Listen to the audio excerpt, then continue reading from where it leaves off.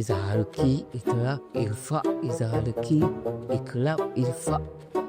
Cik, kalau nak hafal tajwid, jangan hafal nama-nama macam tu. Nanti senang lupa. Kalau tak hafal, macam mana nak ingat? Ha, cuba pakai ni. Jari tajwid. Bagus ke ni? Kad apa ni? Betapa senang je tajwid ni. Saya akan bukakan mata anda supaya anda nampak.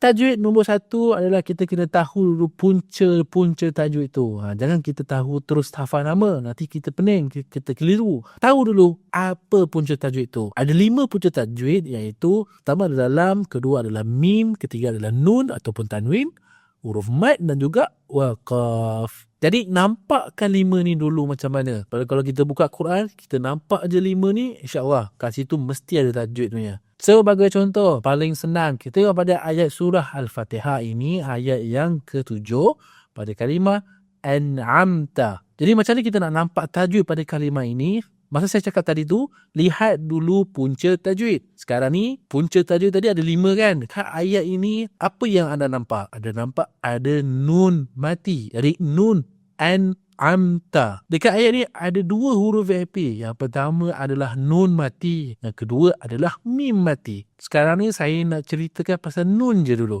Nun mati kat sini kita tengok dia bertemu dengan huruf apa? Nun mati bertemu dengan huruf ain. Ambilkan dari tajwid kita pusingkan roda. Jadi kita ambil jari tengah ni ataupun kita panggil dia jari nun.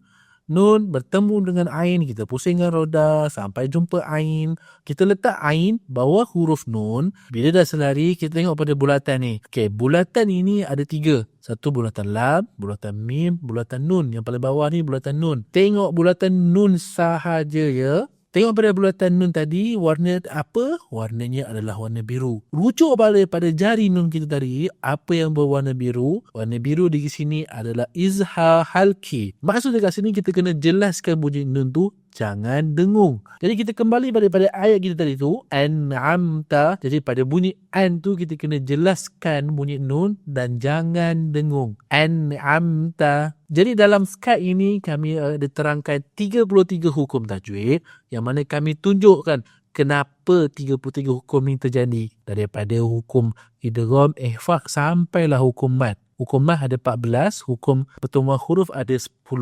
Jadi itu je. Nombor 1, kalau kita tak nak lupa tajwid, kita mesti kena nampak tajwid dulu. Kalau kita baca Quran, kita tak nampak tajwid tu tanda-tanda kita sebenarnya kita tak belum faham lagi tajwid. Kalau kita nampak, barulah kita senang nak mengaji sambil bertajwid. Bagus Mam.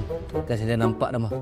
Ha, kalau nak cepat faham tajwid dengan 5 jari je, dapatkan sekarang. Tengah ada diskaun ni. Tapi Mam, saya nampak siapa yang menangis? Ya,